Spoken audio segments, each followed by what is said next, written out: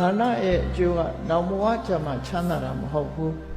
ဒီဘဝလှူတဲ့လူတွေဟာလည်းပဲဒီဘဝမှာပဲ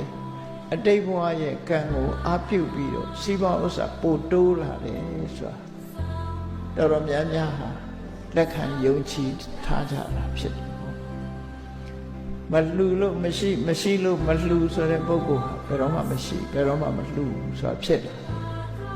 ဝိစေရသပမာဒာသဧဝံဒါနနာတိယတိနှမျောလို့မလှူတာရဲ့ကာမဂုဏ်အာယုန်တွေနဲ့ပဲချိန်ဖြုံးနေလို့မလှူတာရဲ့အဲ့ဒီအကြောင်းတစ်ခုရှိတယ်မလှူခြင်းကြောင့်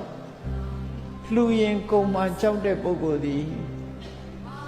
ဆင်းရဲချမ်းသာတာကိုကြောက်တာနဲ့သွားတူတယ်ပေါ့ချမ်းသာဒုက္ခကိုကုသိုလ်ကပေးတယ်ဆိုတာမသိဘူးမြတ်စွာဘုရားကဟောတယ်ဒါနသံဗုဒ္ဓနိဘောဂာနိလူတိုင်းယခုဘဝရထားတဲ့စီစဉ်ဥစ္စာတွေကိုဒါနကပေးတာလို့ပြောတယ်မြတ်စွာဘုရားဟောတာအဲ့လိုအဲ့တော့ကိုသဘောတူလား